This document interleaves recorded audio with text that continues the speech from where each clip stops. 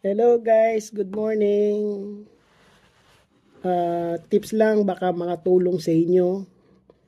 Kasi ginagawa ko to, ininom ko to alos 3 taon na. Gumawa kasi ako ng capsule na pampadagdag sa mga pangharaw nating kinakain. Gumawa ito serpentina, 10 beses na mapait sa ampalaya. Kaya ginawa ko to para pampadagdag sa kinakain natin. Yung mga video, sesend ko paano gumawa. Thank you.